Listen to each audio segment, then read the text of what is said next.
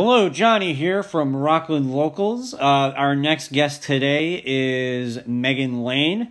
She's an actor, and she actually wrote a movie that's called Imagine. That is hopefully coming out during the summer, so keep an eye out for that.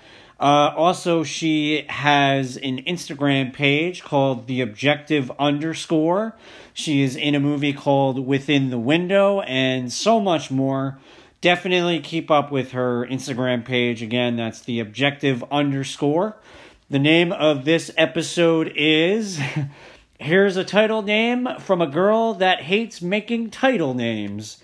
So I hope you enjoy. I got a lot out of it, and I hope you do too. She's a really cool person, and I hope you enjoy. All right, let's get the party rolling.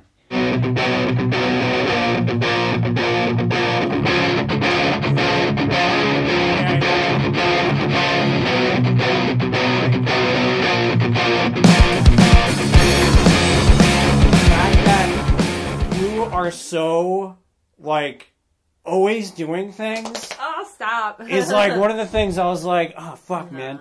I mean, you're probably like the last person I have to tell this about, but just as loud as you can, project and all that, and just speak as loud as you can, just because this is literally our our speaker thing. Yeah, thank you. So just so everybody knows, just say your name, kind of what you do, and all that. And hi, my name is Meghan Lane. I am an actor. I say actor. I think it's all the same. So I'm an actor, and I am a part-time waitress. Oh, cool. On the side. Now, does that, like, help you with projects, doing, like, waiting? Like, do you see things that go, that's a weird tick that customer has, maybe I can add that to a character later? Yeah. Cool. I think the service industry is a great way to observe people. Oh, yeah, absolutely. Stuff, I just think, like, any retail crazy nonsense is just perfect, because you just see the craziest people there. Oh, yeah, and the worst kind of people, too. Yeah. It's also a great way for me to... I mean, obviously, you develop incredible patience. Yes. But, I agree. Yeah, which you need in life in general, in any profession. So, dealing with the worst kind of people right off the bat helps you out with the future. Absolutely. But it also, it helps with, like, people studying, but then empathizing a bit more. I've learned to become a little more, like... Okay, you don't know if someone leaves you like an 8% tip or something. I find myself a lot of the time being like, you don't know their financial situation right now, blah, blah, blah, blah, blah. And just like, I guess it's trying to rationalize and like reason with myself, but it's also like, you don't know everyone's story. So. No, I actually learned that kind of like later in life, because there was this guy who came in and he bought, like, this sounds so stupid, but he bought, like, $1 worth of stuff. I was like, okay, cool. And then he took out this bag, and it was literally 100 pennies. Oh, pennies? And I'm like, yes, pennies. So I'm literally like, 1, 2. No, you didn't. Yes, and then the worst part was... I had dimes and nickels once. I thought that was bad. You had pennies. And like, and again, it was like one of these things, like I told everybody, I was like, oh, this happened, and everyone's like, you don't know, like, what his situation is, and it's like, okay. And then the next day, he came in with the $100 bill! Oh, so, no. Then that second time, you're like, fuck that guy. No, exactly. Oh, sorry, can I curse on this? You can absolutely say what you want to say. Fudge that guy. If I, for some reason, not looking at you while I'm talking to you, it's because I'm keeping on my eye on this thing. I get it. Literally, the last thing I worked with just stopped randomly, so I'm just making sure that shit keeps on track, because I don't know how long this runs. Hopefully, as long as I need it to.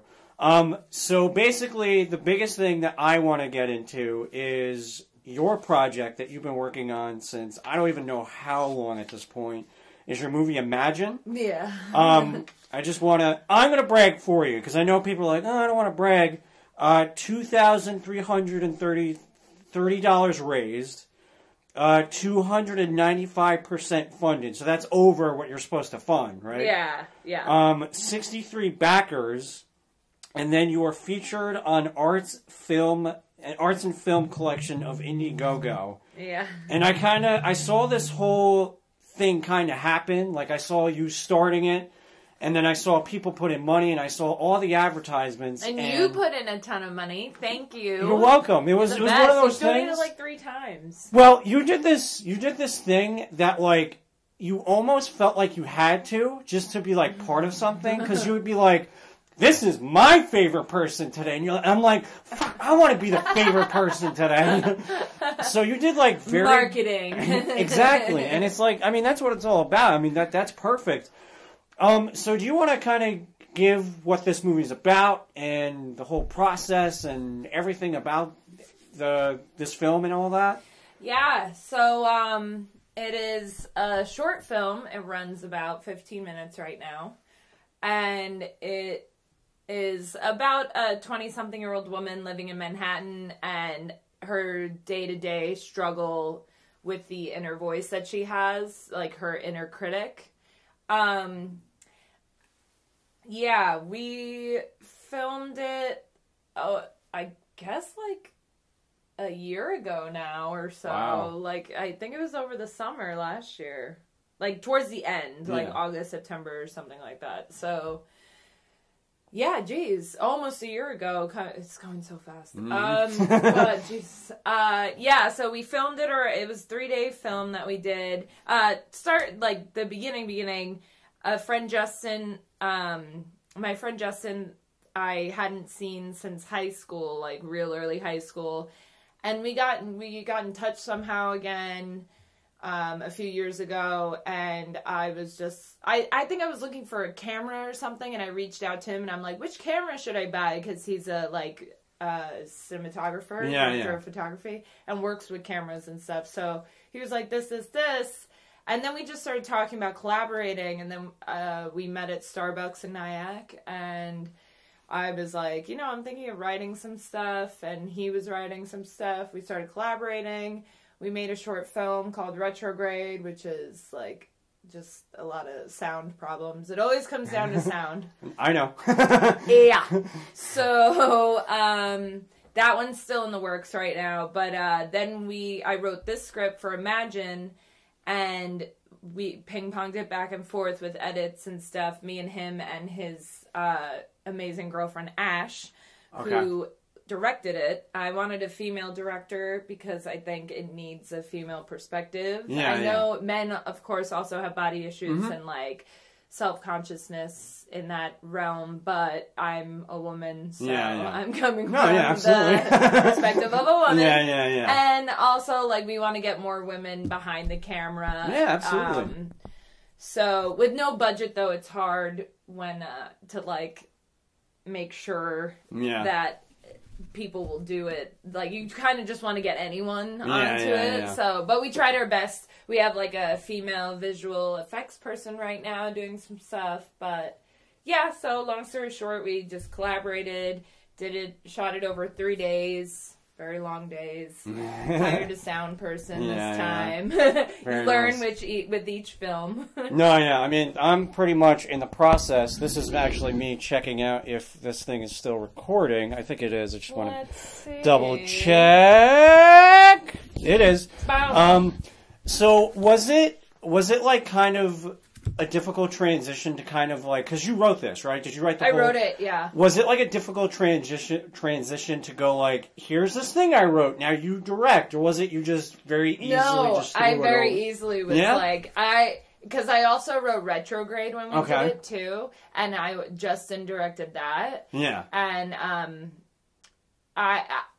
I like writing. I wouldn't call myself a writer. Yeah, no, I'm the same. I don't want to offend people that actually have like studied and are very, like, I have a lot of friends that are like write screenplays and stuff. Like, it's what they want to do, and they know way more than me, and I'm not that good with, like, the third act, like, climax and all this crap, or character development. So I just kind of like write for fun. And give it, like, I'm glad to give it away for someone else to direct. I would like to dabble in directing, maybe, but that's like 15 years down the road or something. That's so cool though, because like I know people who are like, but this is my thing. I wrote it. I write it and I'm like, do something really good with this. Yeah. Like, did she capture your vision with oh yeah, she killed it. Yeah, nice. She got things. Yeah. The two of them, they are my saving grace. I hope they're listening to this when it comes out. I'll make sure they do. But I love that they are, they've been hardcore editing that film for like 3 months right now. And we just passed it off. Like, we got the sound done. Visual effects is going to finish up in a week. Then we'll hit the ground with festivals. But they are like, they are 80% of what Imagine is. That's kind cool. Of thing. Yeah, I wouldn't have been able to do without them. And our producer Nicole, I went to high school with her too, and I hadn't seen her since then. And then she started following the Instagram for Imagine. Okay. And has her own production company. And so she was like, I'm following the film. I really like it. And we started collaborating. And then now she's our executive producer on it. Oh, that's so awesome. The power of social media. Yeah, absolutely. I mean, you just discover the most random people and sometimes old friends that you would never think you would. I found some guy from California. We were in touch. He's a composer over there. And he found the Imagine Instagram, I think, or mine or something, and we got in touch, and he's like, I'd love to compose something in the future for you. Yeah, so it's just, I don't know. Now, how do you think everybody finds your Instagram account? Is it like the hashtags, or do you think there's like a way? No idea. No, yeah, because like, I mean, there's this guy, he does like Walking Dead shit, like he's just a random, like, I know everything about The Walking Dead, and like he had this like random questionnaire where people were like, oh, how do you get so many followers and sponsors and all that? He was like, I use hashtags. So I'm like, I hate doing it because, I don't know, it's just something that I'm not, like, I don't know if I'm like, I don't know. But I can't figure it out. I can't. All the followers that we have on the Imagine one or on my own or anything are just like people I've met. Yeah. I do hashtags like on the Imagine one. Mm-hmm. I'll put hashtags on the photos in the comments, but I have no idea. It might get me like 5 extra likes or something, or like 5 extra followers, but then they unfollow you the next day because they just want followers. So I can't figure it out. I don't know when a good time is to post or whatever. Yep. I'm trying to get better at it, but no, I'm trying to figure out everything. Like, I don't even know when like the prime time to post is, because some days I'll post it where it's like everyone's definitely working, they're not going to see this, and then I get 20 fucking likes, and then I go home like, 5 o'clock, everyone's eating dinner, everyone should be home, and then there's no likes. So it's like, it's one of those things where it's just like, I don't know, there must be some kind of book about it. Yeah. I really don't want to ever get good at it, though. No, that's true. I don't ever want to be whatever they are, influencers. Yeah. Unfortunately, there's like, a lot of people that are like, that's their goal in life. life. Is like, oh, I just want a viral video or something, and it's like, oh god. No, I rather just like, this is gonna sound so pretentious, but I rather just struggle doing what I want to do than go like, ooh, this one hashtag got me famous. Look at me. It's like, this one tweet went viral. Yeah. I don't care. So I usually ask this as like a kind of like an icebreaker, but I felt like Imagine was like the perfect way to go. Okay, this is actually kind of going back to Imagine. I sometimes just ask the dumbest questions. So Imagine, I believe, is the font color is purple except for the IN, I think. The IN is white. Is there a reason behind that? Image. Was that something that was by accident or on purpose? So it was originally called It Starts With You. Okay. Ugh. I hate that title. Talk about pretentious. It starts with you. Which is kind of a line in the film, but it's not as bad when it's spoken out loud. Okay. But no, and I don't know how I hate titles. Like, I just wrote a 4-page mini, like very mini short that I want to do with a friend coming up, and I just put untitled. I leave it untitled until, like, I have to have one. But this one, I don't know how it came around. I was just like, well, there's a line that I wrote in the in some of the voiceover, and it's her being like, imagine if women weren't so hard on themselves or something like that. And I think I just looked at that word and was like, oh yeah, it kind of has image in it. Yeah, I like that whole, like, it has kind of so like imagine like an image that women are always trying to get to, and it's like, right on, you're not living life. That's funny that you bring up titles, because we actually had the last guy I had on here. It was my brother's band, and he is their guitarist, and he pretty much said the same thing about titles. He was like, I just write whatever, and then I give them title duties. I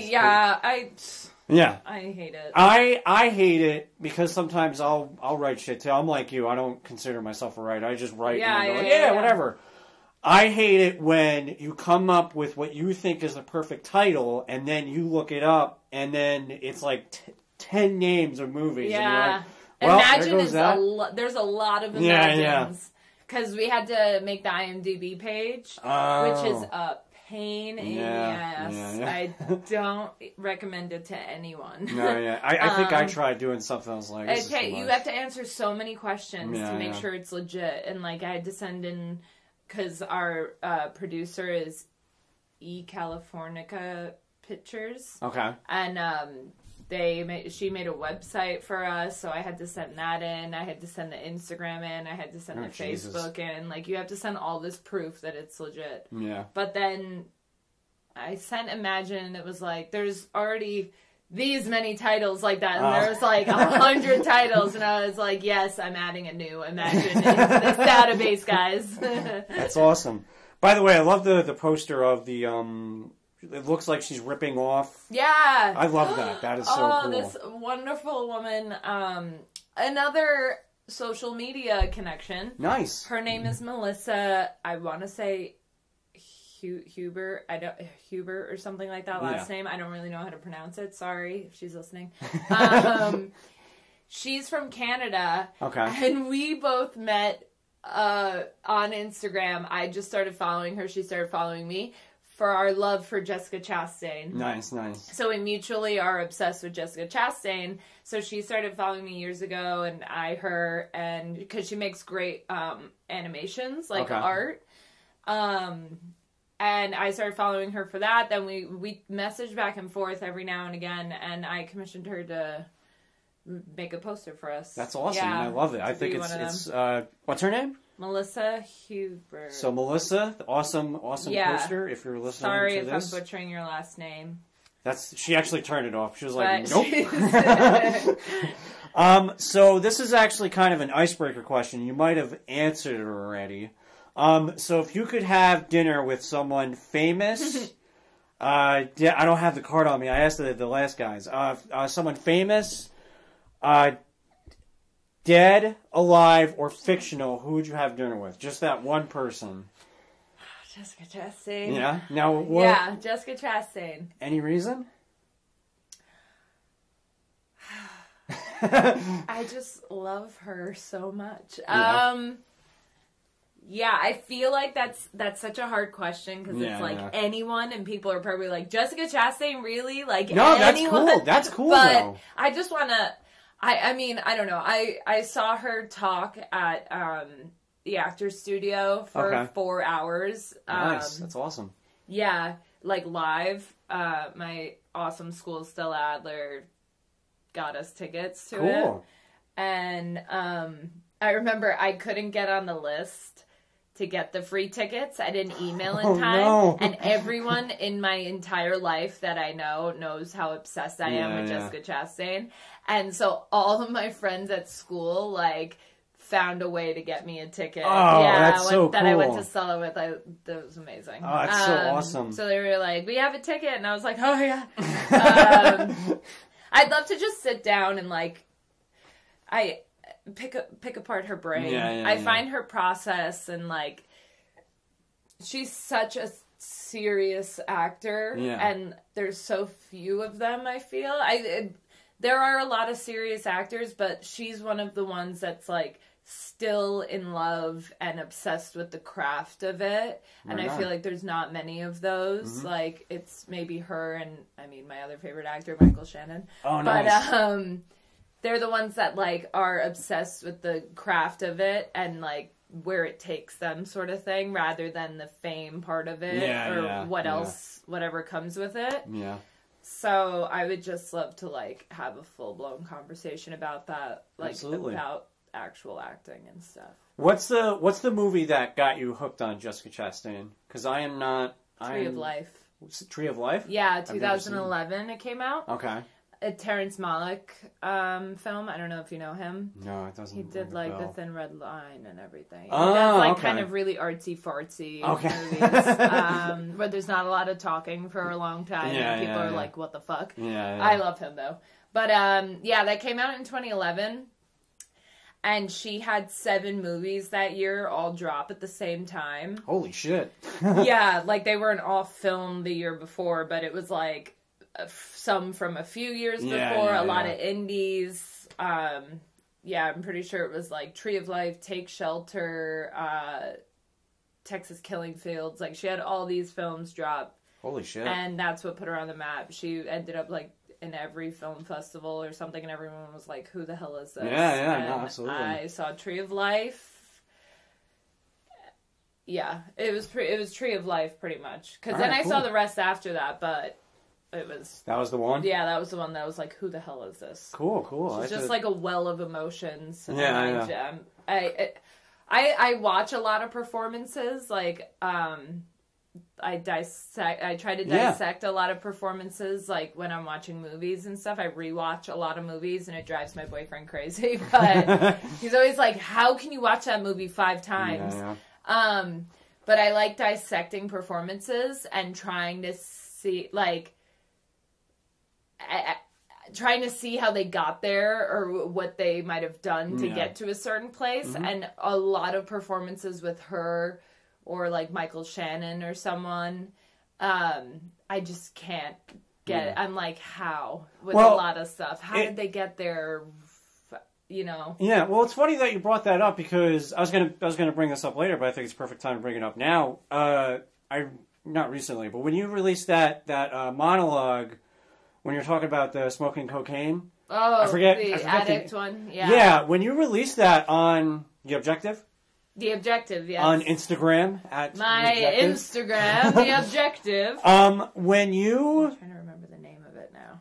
When you were, like, doing that whole thing and you started to cry, I was like, oh my God, she's crying. Like, I mean, obviously I know, like, you know, all my friends are actors and they're like, you know, they're really passionate about this, but, like, I've never seen that, like, amazing acting. Like, I've never, like, usually, like, I mean, I know when I was in a show, my crying was like, ah! Like, you were legitimately crying, and I think that's one of those things that, hopefully in the future, people will watch that, be like, where did that come? Like, even I was like, is there, like, something that you channel to get that reaction, or is that just something you're able to do, or? Well, before I went to Stella Adler, I didn't really have... I needed to go to school. I needed to go to Stella Adler. RCC was great and, like, a good foundation for starting acting. And I got to, like, do a lot of classes with some great teachers, like Patty and stuff, and, you know. And that laid kind of the groundwork for me to be like, okay, I want to do this, but now I need to, like, really concentrate on it and learn all about it. So then Stella Adler helped with, like, finding, like, script analysis, character background, things to, like, actually focus on. Yeah. A lot of people use, like, sense memory and stuff. Yeah. I don't really. Yeah, okay. I use more, like, background work of the character. I think the most important thing is the words that you have in front of you, like the script or the monologue or anything. And if you put too much work in, you can overkill yourself almost and never get anywhere. Yeah. So I'm still trying to find the balance of not working too much, but putting in enough work and then being able to let it go. Okay. So that's kind of why I created the monologue Instagram and scene Instagram, just to like get better, because I don't really know how I got there with that. Yeah. I did 2 takes before it, and they were good, but I was just like, I remember before this take, I did the 2 before, and I was like, okay, it still feels weird, like I'm still feeling it out or something, you know. And so I remember sitting there, and I took about like 5 or 6 breaths and kind of cleared my mind, and then just jumped into it. So I just worked on the monologue for a week and like answered some questions that I had, put some beats in, like did the work, and then you just hope that it's there, and you kind of try and turn it off. No, I was like, I literally was like, oh my God, she's crying! Yeah, I feel like people have this weird thing with crying. Like, when they see an actor cry or something, then people are like, wow. It made me think recently, because Riverdale, that show or whatever. Yeah. No offense to anyone that likes that show, but it's really fucking stupid. Okay. I hate that show. I haven't seen it. I tried to watch like the first few episodes on Netflix, and it's so corny. It's just like a CW show. It's what you would expect. I don't understand the hype, but and there's this one scene, the lead actress, the blonde girl, she's a really good actress, and there's some part, and she was like hysterically crying, and then it went viral, and people were like, oh my God, look at this amazing acting, blah, blah, blah. And I was like, it was just like a 10-second clip of her crying. And I'm like, people have such fascination with acting that they're like, if you can cry, that means like you're a good actor. Like you know what you're doing, you're right. I find the characters or the people that don't cry or try to stop themselves from crying are more intriguing. Yeah. Because then you're like, then there's a lot going on inside.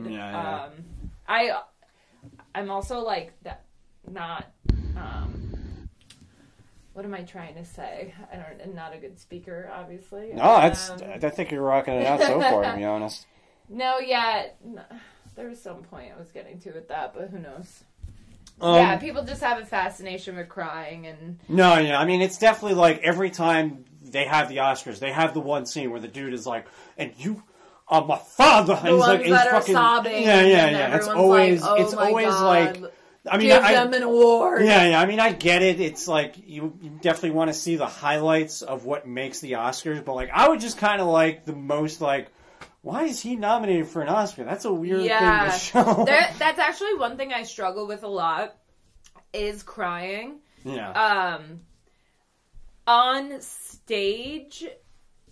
I'm trying to find a balance. Like, I want to do film, and TV and film is my goal. I've done a ton of theater, though. Like, I do a lot of short films right now, but I've done a lot of theater, and I'm theater trained. So the process on stage, like you're just on stage for 2.5 hours or whatever it is, and you go through the journey with the character, and I find getting to a place with them, if it's crying or whatever, crying puts so much pressure on me. If I read a script and it's like mental breakdown, girl starts crying, sobbing in the stairwell or whatever it is, I am like, my mind just goes directly to that. It's like, can you do it? Then I can't, I'm trying to find a balance of like not stressing myself out and being like, if you don't get to that place, that's okay. And it's not not everyone has to cry for it to be good acting, you know? As long as you're truthful, and you're honest, and you're in the moment, then okay. As long as you went there and did your truth of what the character would do, you can't stress yourself out. I think what you actually say, what you said before is like everyone's fascinated with crying, but you kind of said, and I don't know if I interpreted this wrong, but it's like, I think the stop crying is like the hardest, because I feel like there's a lot of things I see. It's a lot, mostly in theater, where someone is crying, and then when they feel better, it's like that. There's no like, I just stopped. You know, when someone stops crying, it's not a, and I'm better. It's like a, you know, it's like they got over it, that they just shed water from their eyes for. And no matter even if a happy situation is happening after it or something, you still are recovering. Yes, yes. But that's what I'm trying. Like, theater is easy for me to get to that emotional state with like the process of just going through the character. I'm trying to find how to get to those emotional states when someone says action and then cut. Because you only have a small window frame right there. And I'm also trying not to have that pressure on myself of like, you have to get to a certain place. And I think that's good. Collaborators like directors or anything understand that, and they're not looking for that specifically. And if like the actor feels comfortable, they're able to get to that place. But yeah, that's why I just want to be practicing more in front of the camera. I think getting to that place in that monologue, of getting emotional at the end, I guess it was just good for me to be like, well, you were able to get there with one of the takes, you know? So now next time my goal is every 5 takes, like, you need to get to that emotional place, because then you might have to redo a scene 5 times, on film and TV, Which is awful. It's all a learning process. No, absolutely. That's what the whole thing is. So I'm having so much fun with this conversation. Me too. This is awesome. I know. I never expected that like this would happen. Like, I'm always like, oh, I'm so nervous. I don't want to act like I'm asking questions, but like I just love how everything naturally comes out. And you're freaking natural at this. Thank you. Now everyone's listening to me like, this guy's such a fucking amateur. No. So how would you define creativity? Because basically, what this whole podcast hopefully will kind of enlighten people is like everything about creativity, the different aspects, is that there's no really one.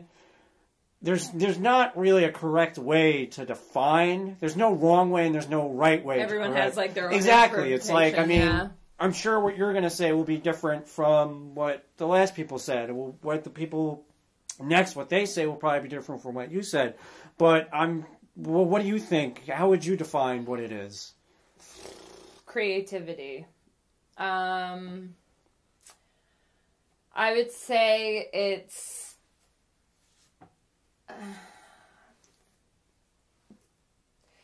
who you truly are on the inside, being channeled in an expressive way. I like that. That's awesome. I guess. I also like how, I just like how it was very simple. I try to sound smart. No. I mean, it's really like, I mean, that felt like the most natural answer you had. I mean, you really could have gone like, creativity in 1985, Joseph Hillenbauer. So I just love how it was I think it's the hidden parts of a person that they feel they can't socially express naturally, so they have to express it in a different form. No, absolutely. I mean, I don't think anybody is allowed to wear this at work. I would love to, but amazing. I wish. I actually wore like a Batman one for Halloween. Yeah. I think I've seen photos of that one. Yeah, people lost their shit.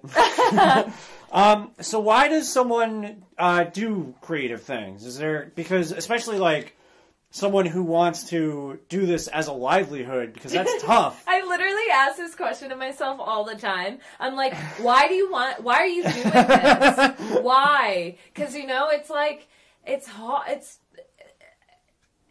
just hard sometimes on the brain. The acting itself and being an actor, like when I'm on stage or anything, or like doing a short film, no matter what it is, like no matter how small the role or whatever, there's just no better feeling than it. And it's so just like fulfilling. But it's the in-between that is so hard. It's the downtime. if you do like 4 things in a year, that's a good year as an actor. And it's like, what the hell is in between those 4 things, you know? And so it's the downtime where I'm just like, I waitress 2 jobs on the weekends, and then I do like this part-time job during the week that's like flexible hours. And it's like, it's just, and then on top of acting and auditioning and like keeping on top of stuff, writing things, filming my monologues and stuff, I'm just like, why would anyone do this? I'm always like, Meghan, is there anything else you want to do? Are you sure? Like, there really isn't, but it's just that there's so much no to get to a yes kind of thing in this process, and you really gotta love it to stick with it. Oh my God, and so that's a question I battle with a lot. I don't know why people do it. But I think the ones that do, the ones that stick it out and power through, find something about themselves that other people will never get to. They find, I don't know. I think that there's just, it fills them in some kind of way that nothing else can. So it's just a constant chase, like the cat and mouse chase. You're just constantly trying to get that feeling back. It's like a drug, I guess. Oh my God. I think that's, creativity is like a drug addiction, but instead it's, you're addicted to that adrenaline, the feeling it gives you, the rush and everything, but it's just naturally. I think that's a perfect, like, I always kind of looked at it, and it's going to sound so pretentious. I always looked at it I looked at it as 3 things. I always looked at it as kind of like a drug, because it's always something that you always want to do. Even when I'm doing it, I'm like, trying to get to the next fit. Yeah, it's like, okay, when's the next show? And then, another way I always kind of looked at it, as like my therapy, because I could be having the worst day. The minute I'm on stage, it's like all that is literally just lifted off my shoulders. Oh my God. When I did that play recently, Disgraced. I have that in the cards. We're going to talk about that. When I did that, I think it was like the 2nd weekend or the 3rd weekend. I think it was the 3rd weekend, the final weekend, something. I don't know. Did we do it for 4 weekends? I don't know. My brain. It was like 2 days before the last performance or something like that. I can't remember exactly when, but I was so sick. Oh God. So like, I felt it coming the prior night performing, and I was like, all right. But it was someone else in the cast got sick, and then we all just slowly started getting sick, God. Which happens. Of course, if it doesn't happen, then the show didn't happen. Exactly. And but I don't get sick like this. Like I haven't been sick like that. I was at work, and I was working brunch before the night show on a Saturday, and so I was working the Lower East Side 8:30 to 3:30, and then I would drive up here and do the show at 7. 8:30, I walk in and I was like, feeling a little weird, guys. This is weird. Got a little tickle in my throat. 12:30 rolls around and I was like, I'm full-blown sick. Like, feeling hot and everything. My whole body starts aching. My back hurts. I can't walk anymore. I was like, what is happening? My body started shutting down by 3:30. I was sobbing to my manager. I was like, I can't do this. Like, I'm dying. I have to go. I have a show. I need to rest before. And they're like, okay. I bought a bunch of medicine. I slept right until call. And then got there for it. And I didn't know how I was going to go on stage. Like, I was in back, and I'm on the stage the whole time for that show. Oh, yeah. I know. 2.5 hours of just not leaving the stage. And I was sitting back there, and I remember hearing the announcements before, and I was like, I don't know how I'm going to make it through this. Yeah. And the second the lights went down and I went to get in my place, it's like I wasn't even sick anymore. Yeah. It's like my whole body was just fine for the entire performance. I'm pretty sure... Oh, my 2 aunts were in the crowd. Wow. I had a few people in the crowd that night. And I came out afterwards and I was like, they knew how sick I was beforehand because they saw me sleeping at my house. And then afterwards they were like, wow, are you feeling better? And I was like, no. And they were like, couldn't even tell. So that showed the power of acting to me, or the power of like being creative kind of thing. My whole body went into overdrive and was like, nope, we're gonna do this. And it wasn't even like, I was perfectly fine on that stage. It was crazy. That's so funny that you bring that up, because that's not the first time I've heard that, actually. Did you see Jaws? Jaws? Yeah. Okay. Oh, I thought you were bringing it up like it's something that came out last week. No. You have no idea. I mean, you mean Jaws, right? You know, just a little movie that came out.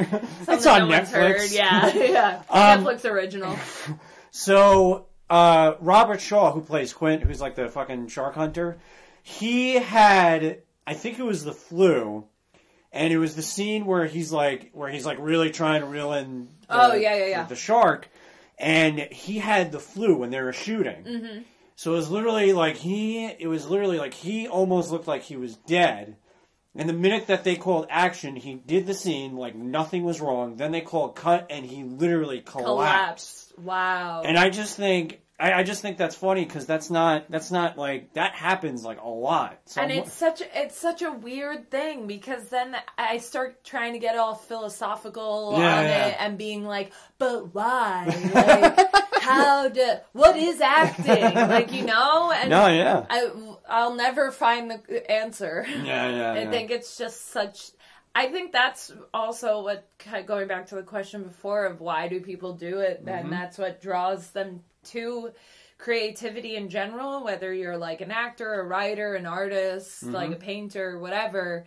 I think it's just the mystery of it all, because we don't have it figured out, and we like even just our brains are a mystery. We don't use all of it, you know? So I think it's like the journey of trying to like find different parts, and it's a mystery. It's just like, it's like what the, you're like, you do something and you shock yourself. You're like, what the fuck was that? And then you don't know the answer, and you never will. And then no, I mean, that's how it happens sometimes. I mean, when I first auditioned, I was just kind of like, I did it to impress a girl. She was not impressed.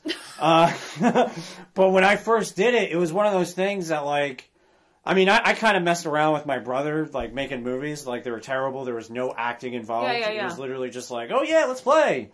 And then when, you know, I was on stage, and my director was like, okay, do a British accent. I was like, okay. And then I did it, and she was like, wow, that's great. I was like, okay. And then I got a part. I was like, oh, what the fuck? I didn't think this would happen. When I was in high school, when I first auditioned, I didn't do acting right away in high school until about like 10th grade. Okay. Was when I first auditioned. Same. Yeah, I did acting stuff in like middle school, Beauty and the Beast and shit, but this was the first time where I was like, okay, let me do it, because I was dabbling in everything, like photography and stuff. I didn't really know what I wanted to do. And then I auditioned in 10th grade for some play that I can't remember the name right now, and it's like they're all in an asylum or something. And I remember doing them, like they gave the sides, and I did the monologue up on stage.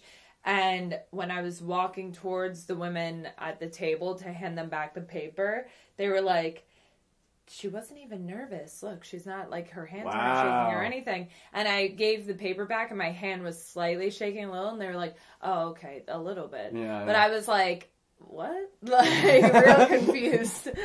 Now, was there... And then I didn't get a part in that play, but I was just like, I don't know, that felt interesting. Do it again. And then the next two, 11th and 12th grade, I got parts in those. So. Nice. Was there something that made you want to do acting, or is that just like, let me give this a whirl?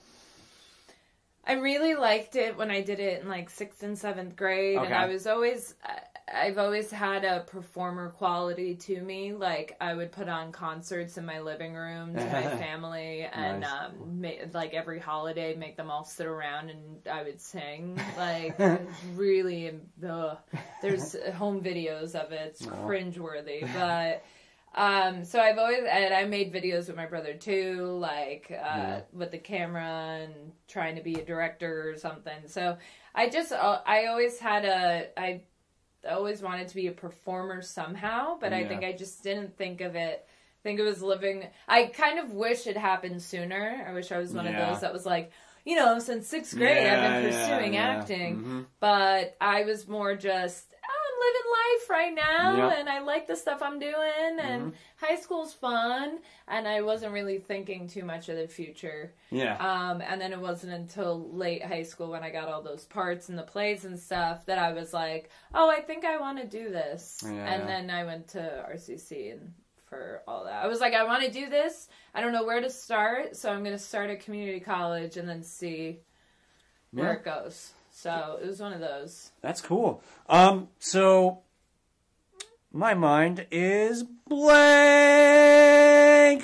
So it's just kind of, so it was very random, which is, I love when that happens because I just think, I don't know. It's like, I was like you in a way. Again, I was just kind of like, yeah, I'm going to do whatever. Like I had no hobbies. I was just kind of messing around. And then when I got to high school, my friend suggested it, and again, the girl I like was in it, and I was like, "Oh my God, this could work, this could happen," and then none of that happened. But like, I got something out of it because, like you, I auditioned and did all the shit in high school, and it was just something that, after all that, I just needed to do it, I guess. Yeah. And it's almost like I feel like weird not doing it. Yeah. So I guess it's just something I have to do forever and ever and ever. I'm kind of the person that I want like a bit of control around my life, like my daily life. Like I like having control around like the things I can do and where I can work and stuff.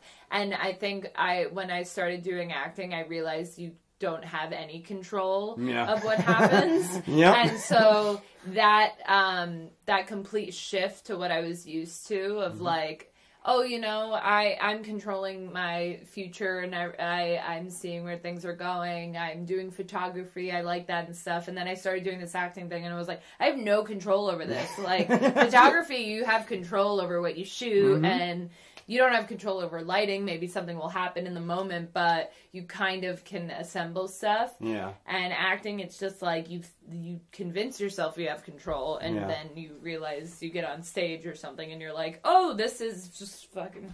So here we go. So I mean, I think that's why I love to do improv because it's one of those things where it's like, I don't know what I'm doing, and then somehow it just all works out. And especially like the most beautiful improv scenes is when everything just has beginning, middle, and end. Yes. And it's just not random shouting.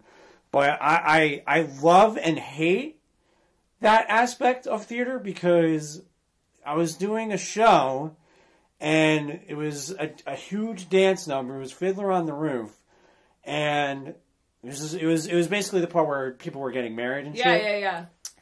This kid stepped on my foot, and I don't know what he was wearing, but I almost started crying. Oh my God. Like, I'm a 23-year-old man. Like, I'm like, and the worst part was I had a line after this whole dance number. So not only that, I don't want to say I needed to catch my breath because I ran in circles like 2 times, and that was all I had to do. But I literally was like, oh, okay, and I think that's kind of like... But that's the beauty of theater. Yeah, I was literally just about to say that. I was like, that's the beauty and kind of like the curse, but more the beauty of theater, of how that just all works out. And then essentially, there is no one night is the same kind of thing. Every single audience gets something different. Exactly. Which is really cool. So we talked about the objective already, but is there anything that you want to talk about more? Is there anything coming up on that, on the Instagram page? No. I mean, people can follow it if they want. It's Absolutely. __ the objective. Okay. But, yeah. Or is it the objective __? Wow. When I'm horrible at plugging things. No, that's fine. When I release this, I'll make sure everything is right. People get the right one. Yeah. No, I release a monologue every Wednesday. Okay. So this Wednesday I have to release one. I'm kind of, like, I give myself the week to find a monologue, study it, and, like, do some work on it. But I'm also... throwing different methods at myself, because acting doesn't have just one method. I'm not only going to follow the Stella Adler method, like kind of method. I like to throw everything in and learn from everything. Absolutely. So I'm trying new things too, as like give myself only a day to learn the monologue and then put it up and see what that's like, or memorize in a different way. I don't know. So every Wednesday, new monologue. Gonna start putting some scenes up too, maybe on Thursdays. I don't know. Cool. But yeah. Is there anything behind the name, or is that just like, this'll do? The titles again, it was like and I was ping-ponging back and forth with Beetle about a name. I sent him like 2 names and he was like no, and then I was just driving I was on the subway and I zoned out and I was like, well, you know, when you're doing a monologue or a scene or anything, you're always looking for the objective. Like, you should have an objective, like, to keep active kind of thing. What do you want to do to this person? And how do you want to make them do it? And so I was like, the objective works. Nice, I like that. that. Beetle was like, yes. So I was like, cool. No, titles are hard. Like, honestly, like, this was like, the title of this was Rockland County. Dude, a lot of my things are literal. All my titles of stuff or whatever I do is like, yeah, it's one of those things that, again, a guy, his name is Dylan, he's in the band, and he did make a good point. Is like, titles are so difficult because they could sometimes really make or break something. It's like a book cover. It's one of those things where it's like, that's a stupid title.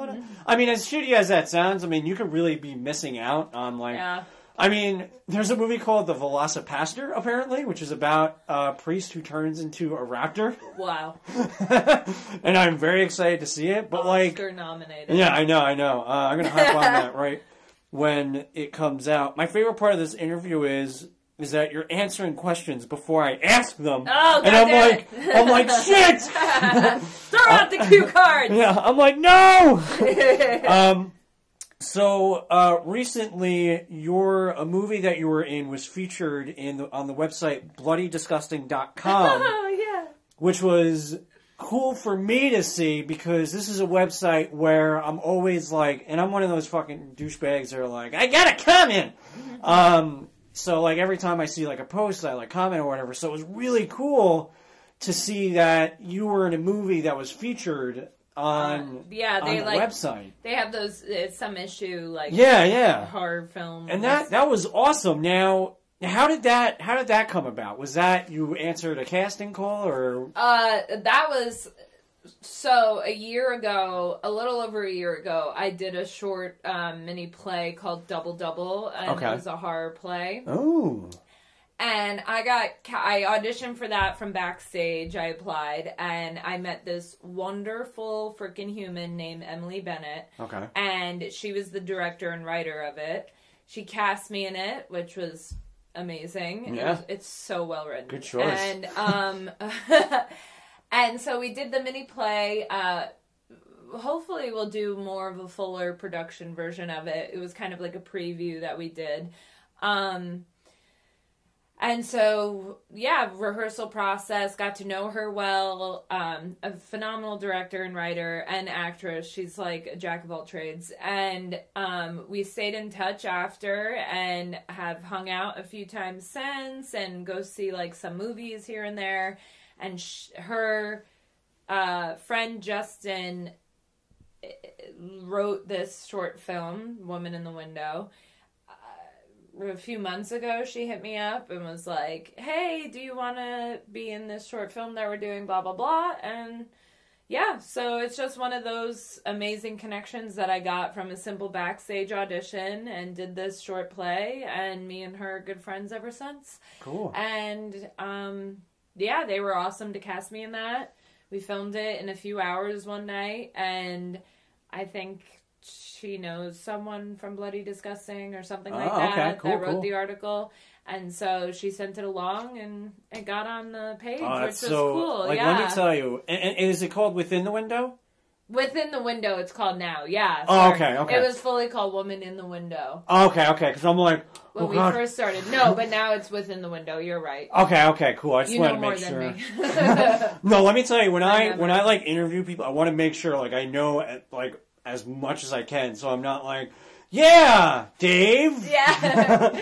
No, yeah, but it was a cool perk. I have this thing that I'm battling with lately, which is, again, we're coming back to social media, but I feel like, because I post things online on my Instagram or anything that'll be like, or I'll repost something on Facebook like, hey, we were on Bloody Disgusting, this is cool, this is my short film.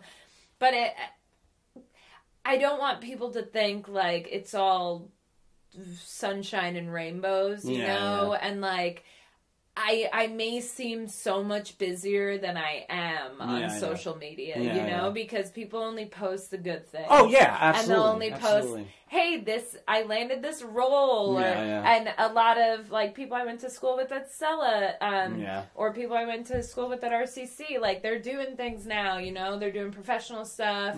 Their journey is going in a different direction than mine, or maybe they're doing more, like, films or anything, and I'm just trying to not compare my journey to other people's on Instagram or Facebook. No, or anything, that's you know? So it's a thing that I just it's something that I battle with. I want to repost stuff and share things with people on Facebook, but I also don't want to post too much or like boast myself up too much and create this image on Instagram like I'm the successful actor already, and it's like I'm not. I'm still in the trenches. I'm still like doing the battle every day and not and auditioning. Like for every 100 auditions that I do, I'm landing one thing that I post on Instagram, you know, and then people are like, wow, she's doing so much, she's so successful, and it's like I'm trying to create a balance of reality and a bit of success and self-promotion. Well, I think even the stuff you're not getting, and this might sound stupid, but like even just going out and auditioning, I think that is like part of like the whole thing. Yeah, oh yeah, even if you aren't getting it, being an actor is auditioning. Yeah, because 99% of the time you're auditioning and you won't get anything. So that one thing that you do in that day, that audition, is acting. And I feel people need to stay in that mindset of like, just because you don't land everything, you may go a whole year without doing something. And you may then go the next year and do 5 things. Like, it's such a up in the air field that you need to stay in the right mindset of like, I did act today. I auditioned. I did 5 auditions, and you went in that room, you gave them your version, you acted for the day, and that's all it is. You can't go in and be like, I need this job, like, and I need to get this, because you won't make it. Like, you'll drown, because you won't get, and 99% of anything you go out for, you won't get it. So you need to go in with a mindset of, you know what, if I get this, whatever. If I don't, whatever. I'm just going in, giving them my take. I'll act, and that'll fulfill me for the day. Yeah, and I think social media, it's weird, because social media helps, but it's also like a thing that is terrible. I know, I hate it, and it's really tearing me up. Yeah, it's one of those things, like, even as, like, a professional actor, like, social media could really mess somebody up, because, I mean, I don't know if I'm just speaking from what I've seen, but it seemed at one point like everybody loved Jennifer Lawrence, and Jennifer Lawrence was everywhere. Yep. And then after a while, people kind of turned on her for, I think at one point she was just being obnoxious and not really thinking of the things she was saying. Well, that's also, I blame her publishers and like the people behind that, because they tried to push that image way too much on her and be like, oh, she's the girl next door. Everyone adores her. She's got to keep this up. I think it was more behind the curtains, and then her being nah, fuck you guys, and she kind of went away. Yeah.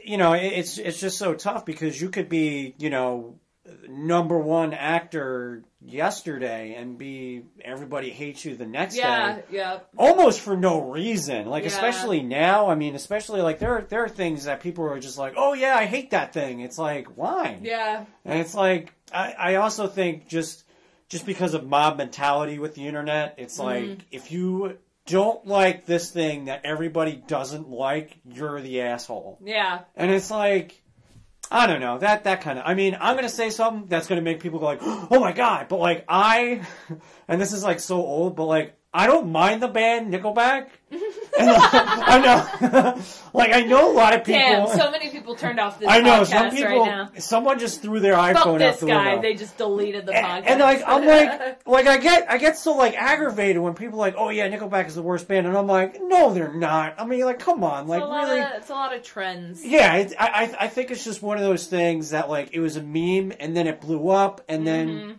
because. I'm sorry, back then, everybody loved that song, Rockstar. That song was fucking awesome. Or what's the one, Never Made It as Exactly. a Wise That song was like... Exactly. I remember where I was when I first saw that music video. My cousin was babysitting me in my apartment. Exactly. And I was like, what is that song? It's awesome. Yes, and it was one of those things. It was on #1 on whatever Billboard, all that nonsense. Yeah. So it's one of those things where it's like... Some dude made a joke, and then everybody kind of... And I think, unfortunately, that's what social media is nowadays. Well, that's how things get also very popular. Yeah.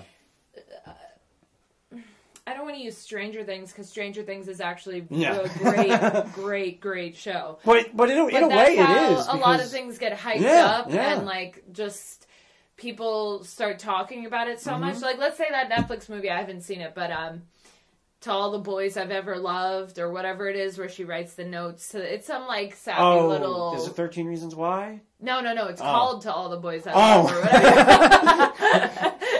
Loved. 13 Reasons Why, that one, too. The first season was pretty good. Second season was horrible. But, it's like... An article goes out on BuzzFeed or something, and it goes viral, and then everyone watches it. Like, it's a lot of... trend-setting, viral time that we live in. So. Damn it! This was another question I had. I just think at the end of I mean, it's one of those things where it's like it's great because at the end of the day, if it wasn't for social media and the internet, like an idiot like me wouldn't be able to do this. Like everything is so. Or the short films that I make and stuff. Or the monologues I release on YouTube and stuff. Like all that. I think there's different forms of using. We have so much at our fingertips right now. Yes. But I think using it in the correct way, like you doing this with the podcast, people that film stuff and release it online, people that create their own web series and stuff like that. Yeah. I think that's being constructive with it. But then there's the downside of like using it. Like I use Instagram way too much, and I know this, and it's something I've been very aware of for a few years now. Only started becoming really aware of it with the fucking upgrade that the iPhone has of screen time, and it tracks how long you use your phone. And I keep it on because I want to feel bad about it. It notifies me. It'll be like, oh, you're up 25% this week of your phone use.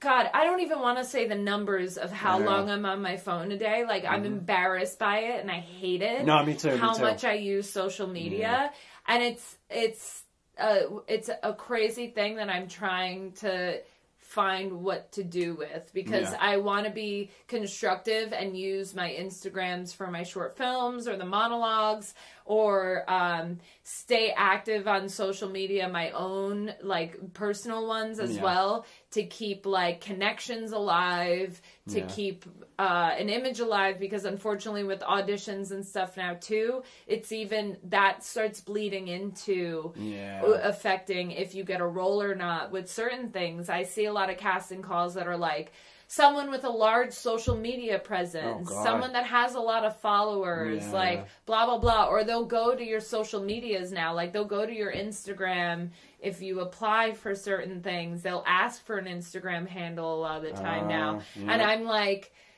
those aren't projects I want to pursue and make a career of, obviously, but it's good ways to get in the door if I do land that stuff and meet other people. Yeah.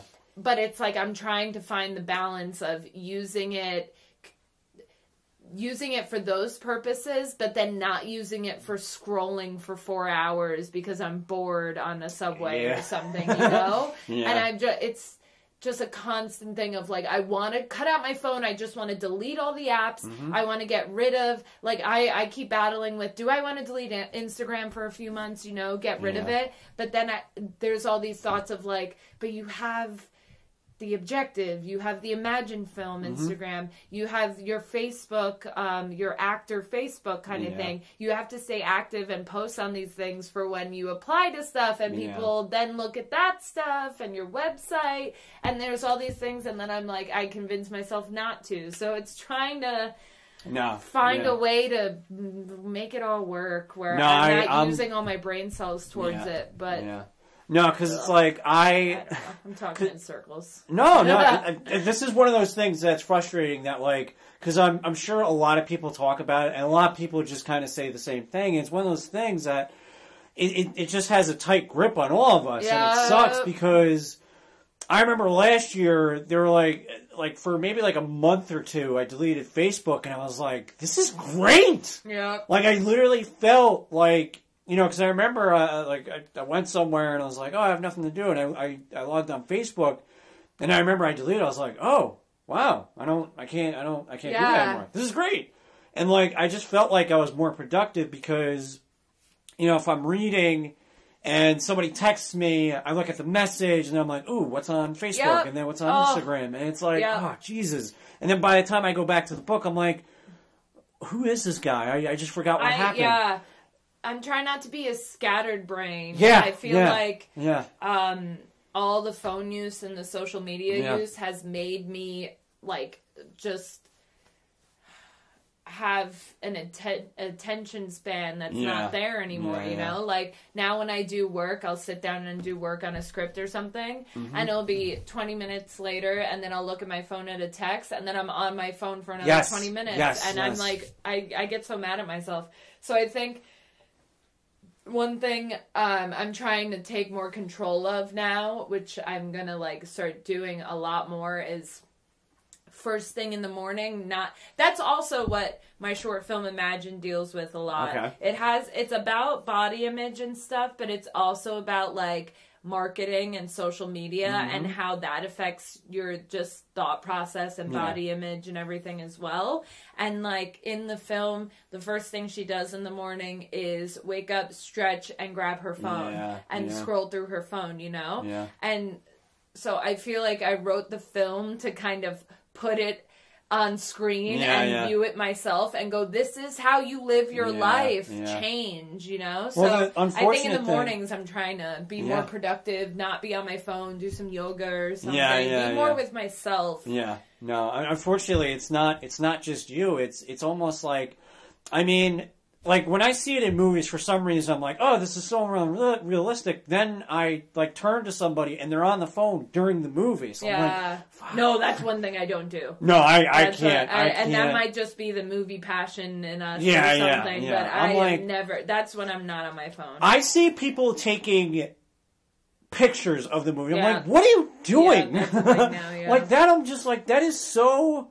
I'm not going to go off on that. I don't want to. We could go on a social media tangent. But a lot of things I find myself now, if I'd want to post it on my Instagram story or be like, oh, let me take a photo of that and like post it on my story. I find myself now being like, keep that for yourself. I don't take a photo. I just view things or experience things in life now. And even if it's just 1 or 2 things a day, I'm slowly making changes of like something will happen. I'll go on a hike and I will see a beautiful view and I'm like, I'm not going to take a fucking photo of this. I'm going to let this be for me for a second, you know? No. And I think those small changes, those small thought processes are steps ahead of where some people are. So Yeah. I gotta be thankful at least that I'm aware of things and I'm slowly making changes. And when you're making changes, not everything's gonna come at once. Yes, and absolutely. that's also something I battle with as artist. It's like you slowly will get better at this. You'll slowly get off social media. Yeah. So just. Yeah, I'm just gonna throw my phone in the blender and then that'll basically, be it. I can end it. So kind of make a very large circle, but get back to where this started. Within the window, what was going through your head when you're playing that dead terrifying character of which I'm not even kidding. Because I have a zombie girl that's like 5 inches tall. So sometimes I'll wake up and literally like it looks like a human is standing over my bed. So I'm like, this is great. So I literally woke up one night and I just saw the way that your fingers like went to the window and then opened it. I think that was the freakiest part. Like that part, like I think that was also really good editing on Justin's end. He was very skilled in editing that. He was a great director and told me, like, you know, he was just like, do with your hands. I watch a lot of horror movies, and Emily's a big horror movie person, too. And so I just kind of understood what they would be looking for, and so kind of did that, and then it was great in the editing. Oh, yeah. I don't know what was going through my mind. It was... I'm gonna kill this bitch. Amazing makeup. Yeah. Yes. I actually follow, I don't know her name, but I followed her right away. I hope she's not like, who's this creep? Fangloria on Instagram. Yeah. I legitimately, I saw that makeup and then she was tagged. I was like, I am following this person because that was absolutely amazing. Because you sent a picture of it a while ago. And I was like, oh my God, that's so good. Oh, and then, I think that's one of those things I put on my... I mean, no, that's a cool thing to see, and that's one of those things that's Her name's Audrey, by the way. Audrey. Yeah. Oh. She was phenomenal. Just, if you ever for some reason bump into her, tell her from me, she'll be like, who? But, that I know, whole... she makes, like, masks, or horror masks and stuff. She's super talented. That whole thing was absolutely amazing. So kind of going back to stage, and the show, we mentioned this before, but another show that you did phenomenal in was Disgraced. Thanks. And, like, I had a busy day that day at work, because I think it was a Friday, and my friend Nikki asked, I was like, I'm tired, but I'll go. I didn't know you were going, yeah. I only knew Mimi and Rachel were going that night. That was the same night. Yes. Right? Yes. Right? Yeah. It was one of those things that she asked me the day of, and I was like, yes. Yay! I'm exhausted. It was great to see you guys. It was a nice little surprise. Yeah. And you were phenomenal. And it's crazy to me that it was 2.5 hours? I don't think... Maybe it was 2 hours. See, that... It was maybe 2 hours. Okay, so that to me is... I think it was less. Amazing, because I think what a really good story does is it doesn't feel long. And that did not feel long. Well, the writing, yes. Oh my God. Ayad Akhtar is just like... I mean, it won a Pulitzer Prize, so that see why. That goes to show there's just so much hidden underneath, like all those lines and certain phrases and everything. It's just like there's so much meaning behind everything. So to work with writing like that is just what any actor would want. Oh yeah, absolutely. Kind of thing. And I just like how there isn't really a hero. It's just kind of like everyone's disgraced. Yeah, and it was just such a cool thing. And I'm watching this. I'm like. Yeah. And it's just like everybody in that cast did phenomenal. You did phenomenal. Fun. Yeah, thank you. And like, what was the whole process like? Because you're very, I hope you don't take this the wrong way. You're a very goofy person, you're always laughing and joking around. So I cannot, for the life of me, imagine how you were on set on such a serious show because very serious, it's literally like It's acting, so it's stupid of me to say, but it's so opposite of everything, like, personality-wise, who you are. I mean, you're not an asshole, but... it was just amazing to see, like, everybody was so amazing. I'm just watching, like, I wonder how, like, rehearsals are and, like, all that. So. I think what makes a great show is once you have a cast of people that are as serious and committed as you are. Yeah. And that's, everyone in that show was, like, it was a very small cast. There was only, like, 5 of us, I think. 5 of us. And, so, but to just have everyone on the same page, like everyone showed up with lines memorized, you know, we were all hitting the ground running. Our director Omar was great. Yeah. So it's just, I think I got lucky, like being in a crew of people like that, that actually give a crap. Yeah. It's one of those few shows, I read the play in Stella Adler, and it's just great. It's so well written. I saw a few people do scenes from it in class, and then I saw they were doing it at Elmwood up here, and even though I live in Brooklyn, I was like, I'm doing that show. Yeah. And it was a kind of confidence I hadn't felt before going into an audition process. Maybe it's because I didn't put so much on it. Like I said, I'm trying to do more now, is just be like, you know, I'm going to go in, act for the day, learn something new, and if I don't get it, I don't get it. Yeah. And so that was kind of my mentality going into it. But I just felt when I got the call back, and then I was like, I think I got this. It was just, it's a role in my wheelhouse. Like, it's someone that she's just someone that is me, like a part of me. I emailed. Yo, teach! Yo, teach, what's up? I emailed an old teacher from Stella that did one of the scenes for someone in class. He's a casting director, and he's great, Dale Brown. And I emailed him. I knew he cast the show professionally upstate in Syracuse or something when I was in school. Yeah. So I emailed him and was like, hey, me, long time no see. I'm going to audition for this thing. What are the sides you used? So he emailed me the sides that he used. So I kind of had a head start and didn't go in blind. But I think that's also preparing for an audition. Yes. Like, you need to know if you have any way of grasping the play ahead of time, like read it or like do your research on the director. Just like know all you can going into the room. What's a general audition process like? Oh, God. That's probably the best answer. Like, yeah. Do you have any? A lot. There's so many self-tapes now. Okay. Self-tapes is such a big thing. I do more self-tapes than going in the room and auditioning now. Oh, and I don't know if that's because I don't have representation right now, like agent or manager. Yeah. So that might be just because I'm doing it more on my own, applying and stuff. But I also think it's a little bit of both that and that everything is just online now. And so the days of going in and handing a headshot and resume even that's going away now. I have a lot of friends. My one friend Bridget is a casting associate at a pretty big one, and she is like, we don't even take headshots anymore.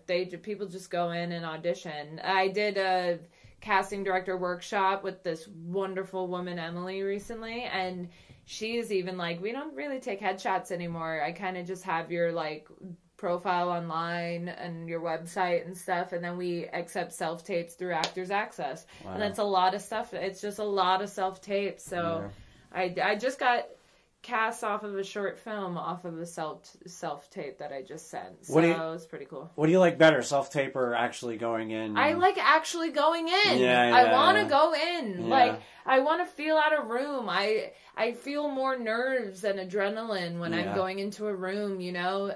You get to meet the people in person, have a conversation for a second, see if you vibe with them. I feel like a lot of things that go into this, like, most of the time you're not getting cast off of your talent because everyone's talented. There's a lot of good actors. Like, most of the people they see throughout the day, all casting directors that I speak to are like, people are great actors. We're rooting for you. We love good work, and people go in and they do it, and they're stuck most of the time at the end of the day being like, there were so many good ones, which one do we choose? And then it comes down to a lot of, did we gel right with this person? Did we get a good vibe from them? Will they work well on set? Are they nice enough to be on set for 14 hours a day? Things a lot along those lines. And I feel like you don't get that in self-tapes. Yeah, absolutely. That cuts out that part.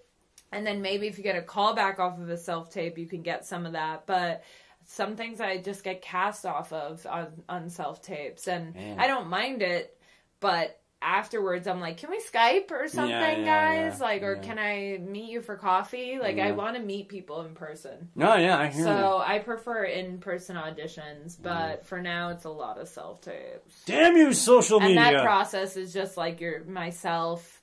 My wonderful boyfriend is always my reader, and he's like, and reads all the lines.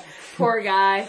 I was like, I'll thank you in my Oscar speech in the future. But, the audition process is just a lot of rinse and repeat, I like to say. All right, cool. Just going in and feeling out the room, bringing more of yourself to it, and kind of your take on the sides, and then just seeing where it goes. But it's a lot of letting it go, not putting so much pressure on yourself. Yeah, which is always difficult.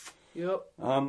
As an actor, do you have a way that you like to be directed? Because I know every director has I like ways. people to just be brutally honest. Yeah? I work best when, I had so many mental breakdowns at school, acting school, because teachers were being so brutally honest with me. Yeah. And it was, destroying me, because I have such a...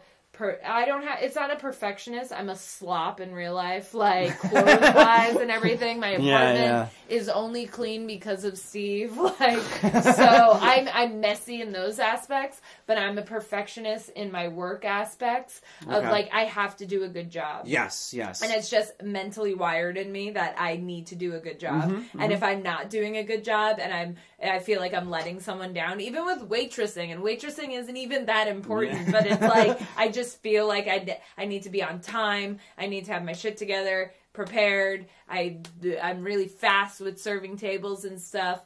And the same goes into my acting. I channel that. And so acting school, when teachers were brutally honest with me and they were like, that was horrible, you were faking it, or you were indicating, you were blah, blah, blah, stop performing.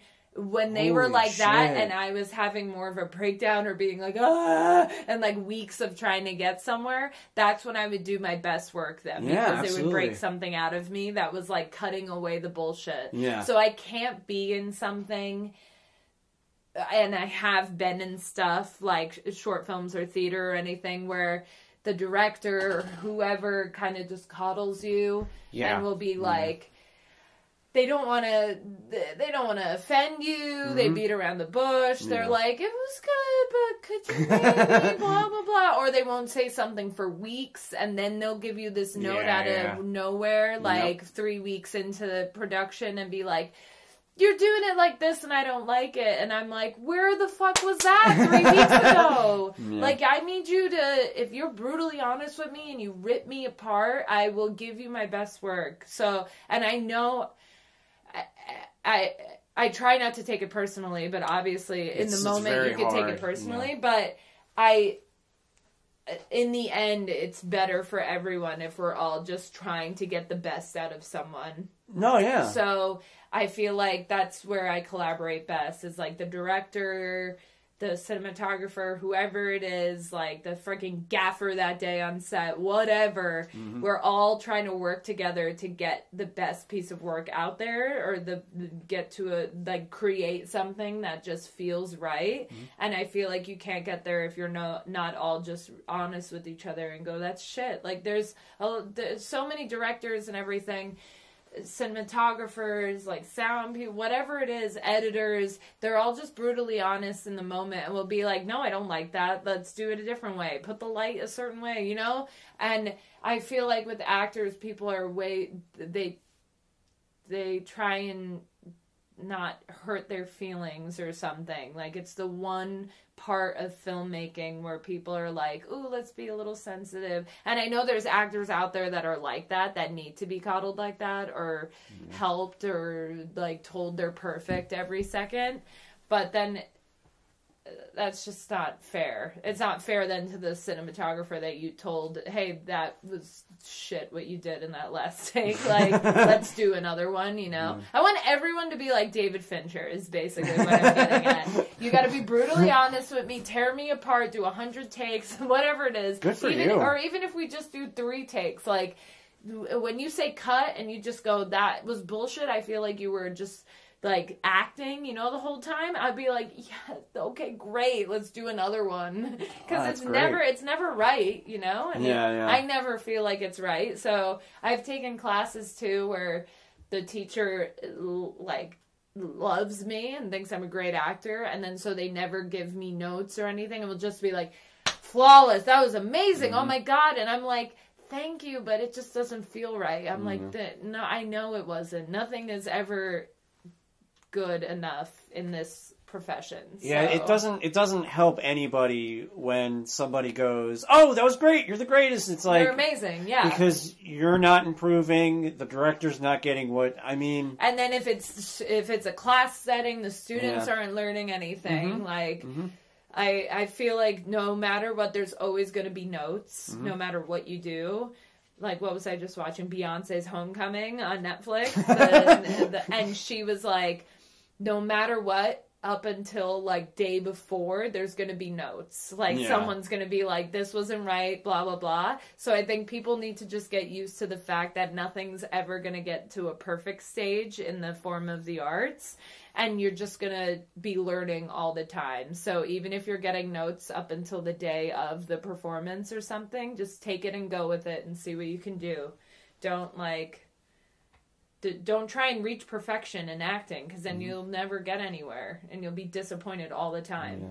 I love notes. Because I think people kind of get this misconception that notes is a bad thing because someone's like, oh, can you do this? And I think the actor goes like, oh, that means I didn't do it right. That means I was horrible the whole time. And I'm like, I was always the guy that was like, hey, man, got any notes? And they'll be like, nope. I'm like, come on, man. Yeah. And it's like, because like I always want to do more, and I always want to, I want to do the best that I can, and I just feel like not getting any notes is kind of like, well, I can't progress as an actor if no one's telling me what to do. I also feel like I get very self-conscious.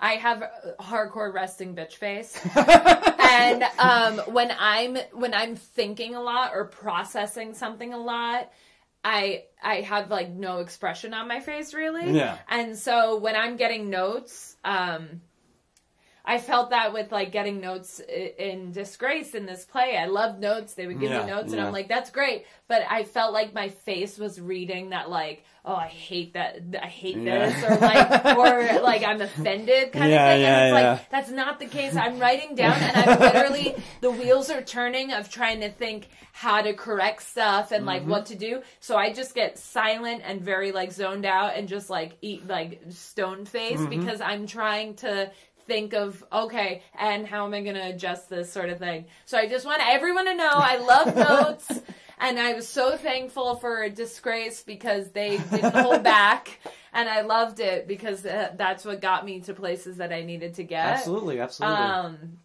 it's just a matter of, I don't know. Just don't read my face. You have your arms crossed too. Yeah. I don't love read every into minute it. of this. Don't read into it. So as an actor, do you have any preferences? Like, how do you pick your roles? Are you just kind of like at this point, because you're starting up, do you kind of just go anything just to get out there, or is it? I used to be, like a few years ago, I guess, I used to be a little more, I'll apply to anything. But now I'm very into, I apply to a lot. Like, I'm on top of my emails like no one else. Okay. And because I get all my backstage things emailed to me and stuff, and... You're checking your email right now. Yeah, right? They don't know. Who knows? It's only our voices. So I'm really on top of, because with those things, Backstage, Actors Access, casting networks, you have to apply within like the first hour or so. Oh. You don't have to, okay, but they just recommend, because so many people are going to apply to those things. Thousands, like people get thousands of submissions. Mm-hmm. You gotta be, like, you want to be within that first half hour, so you can really get, like, in there, you know, in that inbox. So I'm on top of it, always applying. But I'm very conscious of how they write out the descriptions of characters, especially with female characters. Because a lot of things are sexy, strong woman, willing to be topless, like blonde hair, 5'8", ages 25 to 100, and I'm like, like they put the age range 25 to 100, and I'm like, they have no vision, they have no exact thing that they're looking for, and also the description is horrible, or the plot and the description of the female character is only there to benefit the male character and his story arc kind of thing. And I don't believe in this whole, people are like, oh, when you're just starting out, you need to do whatever whatever you can to get somewhere and get in the door. I don't think that's a thing. I think you're the CEO of your company right now. Like, as an actor or an artist, a writer, whatever you are, you're the CEO, the fucking financial analyst, the everything of that company. Like, the Meghan Lane actor company right now, I am the only employee, and I am the full worker of everything. So I have to be on top of that stuff and what kind of brand I want out there. I actually just had recently like a battle of if I wanted to do this feature film or not that someone had passed along to me and I auditioned for and landed, but it was just a matter of, is this in the realm of something that I want in my history of my process to get to wherever I'm getting to as an actor. And it just creatively wasn't something that was gelling with me, and so I denied it. But it's one of those things that I think you need to be in control from the beginning, and no matter what, when I get an agent and manager in the future and stuff, if you have an agent or manager right now, you still need to be in charge of what roles you want to be in or what roles you want people to see you as, sort of thing. And I do not want to be the emotional, sad wife that waits at home for husband that has the big story arc going on. And obviously there are going to be roles like that, but but that are more creatively fulfilling or something, or someone that has a better vision of what it is that is going on. I don't mind being a wife that has some turmoil going on and is emotional, but if your description is just about her character, like her outward appearance, and how she's hopelessly in love with Mark, the lead, like when they put stuff like that and everything, I'm like, but what about this character? It's a character description. You're describing a person, a human. Like, what are the traits of her that make her a full-rounded human being in this story? Not just big boobs, 5'10", slim waist, or whatever they put in. And there's so many of those. So I don't apply to those anymore. Yeah, no, good for you. I go really, and I really base off of what they put in the synopsis of the film and what the description is of the character. And doing that recently, that filter, the ones that I do get auditions for are, when I get the sides and everything, I'm like, I like this. This is really well written, or I'm like, this is something I like, and it might be amateur, but it's good enough, and they know what they're doing. And I've been on set with those people then, and it's been an amazing experience, and I've learned things, So what are sides? What is that? Oh, like when you get an audition, you'll get sides from the screenplay or something. So it'll be like 2 or 3 pages of a scene from it, and you'll just only get those 2 or 3 pages, and then you go into the audition or film the audition just giving your take on those 3 or 4 pages without reading the full script. Yeah, I really admire that because I think just going like, oh yeah, sure. I just think that's just taking the easy way out. Yeah. And like I think a big part of my philosophy, and this might sound cheesy, but if you're gonna do stuff creatively, I feel like you just have to be honest. Yeah. And if you read something and you're just kind of like, it's not really my thing. Don't do it. Yeah, I'm like... Don't do it. Yeah, it's because... No one's forcing you. Yeah, exactly. And I think that's kind of like the tragedy with like a lot of these big star actors is you definitely know. You can definitely see that it's like, you just needed money. Yeah. Like my goal in life as an actor is just to do like independent films. Yes. Like A24 makes some of the production company. A24 makes some of my favorite films ever. Yeah. Or like Orchid. Oh, I can't. The name is blanking on me. But there's certain ones that just make really like art house or like really independent, and I just want to do that forever. And even I know people are like, oh, I don't really care about the money, but like I really don't care. I could make I know how to live off of $20,000 a year right now because that's what I make a year. According to New York State, I'm severely poor, but I know how to live off of that. So anything more than that is like crazy. Will be crazy good, and I feel like that's where it's the more creative freedom, or like you find the most passionate people. Like that's why Marvel gets a lot of those independent directors now directing their films, because they care about the art and everything, and they make good work all the time. So that's why I don't want to do things just to do them, to be like, oh, well, I did it. I want to do things that I'll have an experience from, I'll learn from, and walk away and go, maybe it wasn't the best written, or maybe the final product wasn't the best thing that ever came out. Yeah. But I met some amazing people, or I got to learn how to work with the camera a bit more, and that's all it is in the end. I'm like, again, it's kind of like what you said. It's like, and you're right, everybody says this, but I don't need a Lamborghini outside. I'm completely content with what I have. I would like to make a little bit more money, because I live with my parents, so but me personally, if I could perform every night to like a packed, not even like it has to be a giant theater. It could be like a theater of 35 people. Black box. Exactly. I'm like, if I can just do that for the rest of my life, I would be happy as a clam. Yep, I want to say something more. I want to say something more special, but I came up with happy as a clam. And that's how creative I am. No beating around the bush. Everyone knows happy as a clam. Exactly. So I'm just like, because it's always, there's actually a funny story.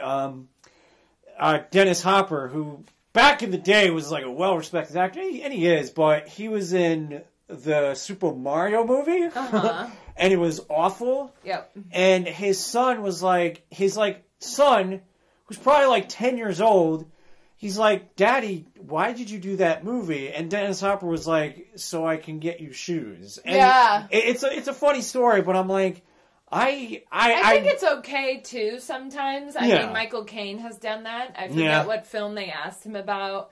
Some really bad film in a podcast I was listening to.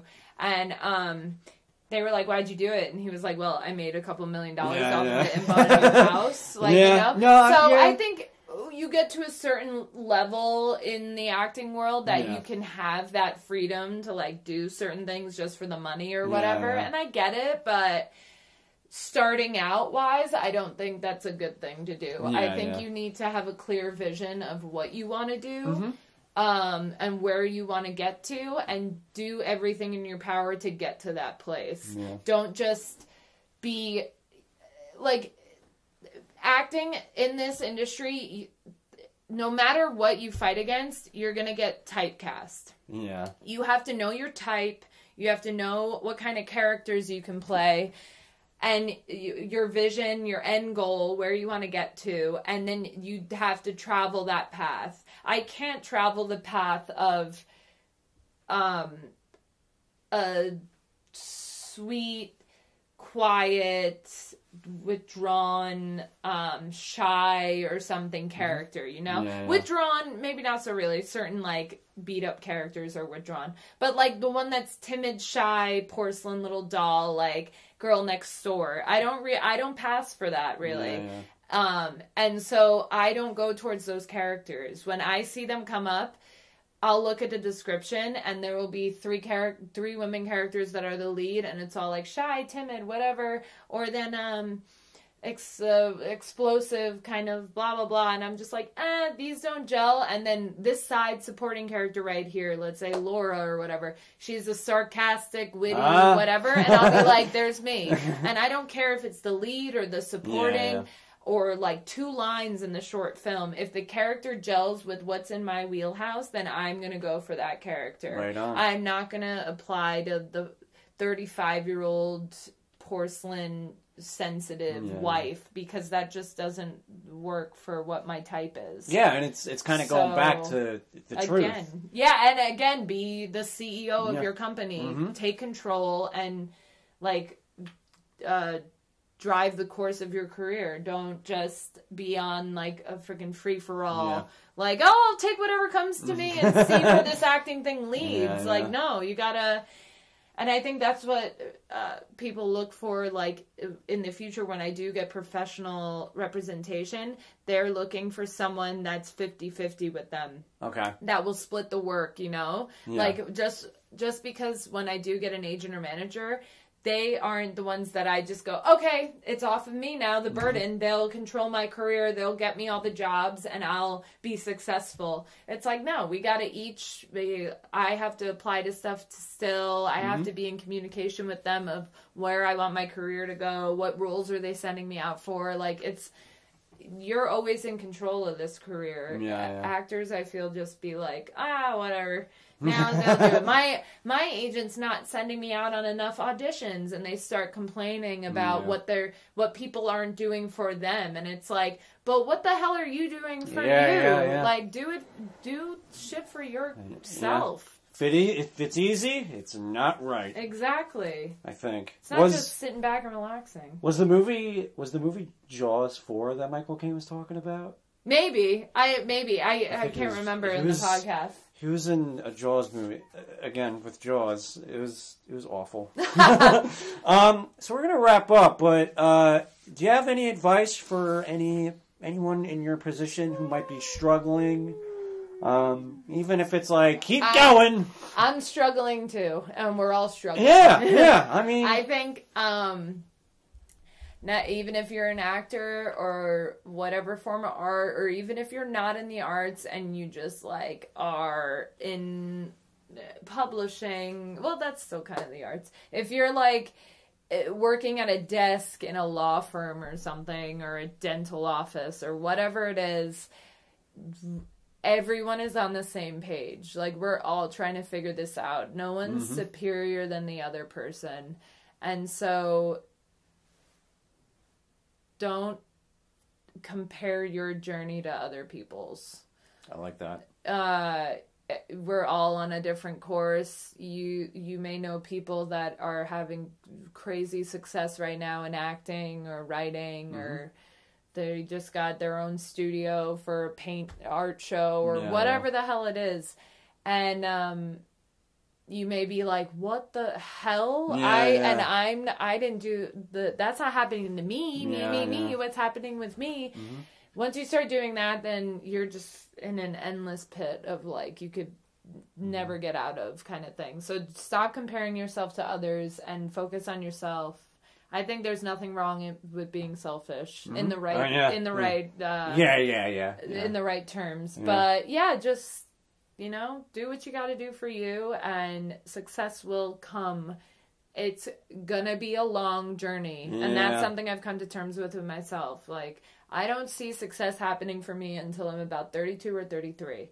And that's a fact that I like just have come to terms with myself. And I'm like, and until that journey, I'm that journey to that age where I'm hoping there will be some success, I will, it'll be slow, but it will be slow moving. Yeah. And that's all you can ask for. I mean, there are some actors who are like in their 50s. I mean, that's kind of like the beauty of acting is there isn't really a fine line of what will happen. Yeah, it could be, you could be 50, you could be 60. Like some people, like, I don't want to give examples in case it's wrong, but there are people who are like in their 50s that get discovered, and then they're huge. Yeah, and it's like Bryan Cranston. Yeah, like perfect. He, Malcolm in the Middle was known for and everything, but still not big. And then until Breaking Bad, fucking now he's on Broadway all the time. He's in a million movies. Same with even that. I think that's why I look up to Jessica Chastain and Michael Shannon and them so much as well. It's because, like, Jessica Chastain went to Juilliard and she graduated, and it still took her 10 years to get to the point that she's at now. And she just got the crazy success that she's had 5 years ago or 6 years ago. So, like, there's no definite answer of when things will happen. But if you work hard enough and keep going, it will happen. All right. Well, that's pretty much it. Is there anything you want to plug? When does Imagine come out? Do you know? So we're finally finishing up, and then we'll submit to festivals, and we're going to have some screenings this summer. Ooh. Yeah, so we want to have one in Rockland, and we want to have one in Brooklyn. So you heard it here first! Yeah, screenings. But yeah, so we'll inform everyone of those. Cool. I'm excited. Media. Yeah, and then too. The objective, you got... Imagine within the window. Within the window, we got to the window to the wall. I'm editing my website right now. I don't know, keeping active. Gonna film some stuff with people this week. Okay, cool. Yeah, hopefully, just anything you got, just update me and I'll put it on the page. So I do this weird thing at the end. I let the guest come up with the episode name. So. Oh my God! We were just talking about titles. Now, why would you do this to me, Johnny? We spent this whole episode talking about how I hate naming things, and then you're making me name it. Now, but this is the thing. Like literally, it could be nonsense. It could be what was on. Oh my God! Doesn't even have to make sense. It could be the last text message you got, unless it's offensive. Oh my God! So I have to name the title. Yes, and you can come up with 3. You could just shoot off random names. You could just go like, "Oh, this Tom Sawyer."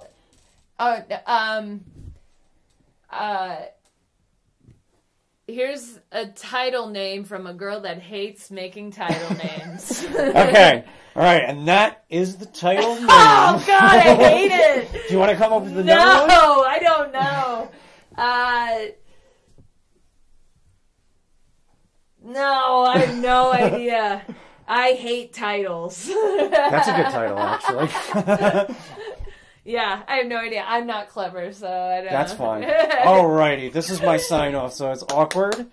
I just said, my brother randomly was like, just say this. Thank you for having me. You're welcome. It's been a lot of fun. I had such a great honored. time. Oh my God. Thank you for being my second guest. Yes! Thank you for being awesome You're and making this an awesome thing. Hell yeah. And this is what I say, and don't take it weird. I say thanks for cringing. That's like the thing that ends. That's great. I know, my brother Joe said it, and like thanks everyone for cringing. Yeah, I was like, wait a minute, I could do so much with this. And then that's just the thing I say. I always feel like I have to tell people I'm saying it just in case they're not like, what the fuck did you just say to me? But yeah, thank you so much, Megan. Thank you. And when you guys get the movie ready, I would love to have all of you if you guys want to do that. Oh, hell yeah. Yeah. All right, cool.